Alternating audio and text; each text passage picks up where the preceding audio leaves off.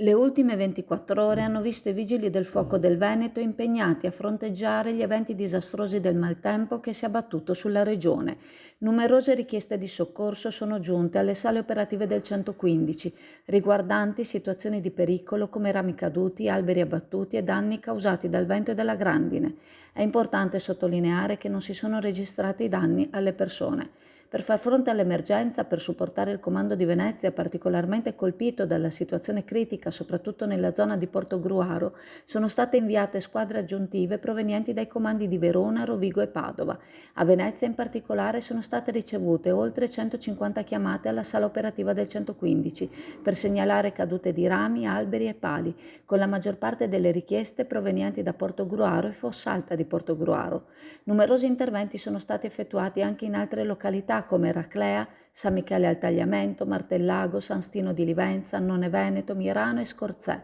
Nella provincia di Treviso sono state registrate più di 140 chiamate di soccorso riguardanti situazioni di pericolo simili, con rami, pali e piante abbattute. Finora sono stati effettuati più di 50 interventi, mentre gli altri casi sono ancora in fase di verifica e di esecuzione. Le zone più interessate includono Treviso, Cimadolmo, Salgareda, Susegana e Arcade. Anche nella provincia di Vicenza il temporale che si è abbattuto violento ha causato danni significativi. Sono state ricevute oltre 60 chiamate di emergenza, con 50 situazioni già risolte. Gli interventi sono stati necessari per riparare i danni causati dal vento e dalla grandine, nonché per rimuovere piante e rami pericolanti in tutta la provincia. In particolare nel capoluogo vicentino un grande albero è stato sradicato e si è appoggiato sulla copertura di un condominio, creando ulteriori rischi.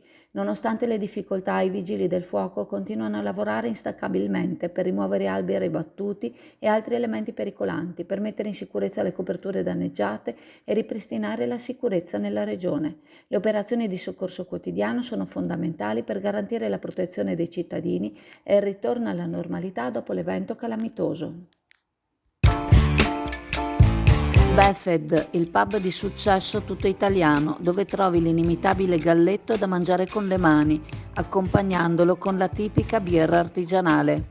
Il galletto è sano, genuino ed eccellente, garantito da filiera controllata Valle Spluga, e la birra artigianale nasce dall'esperienza di maestri birrai Befed.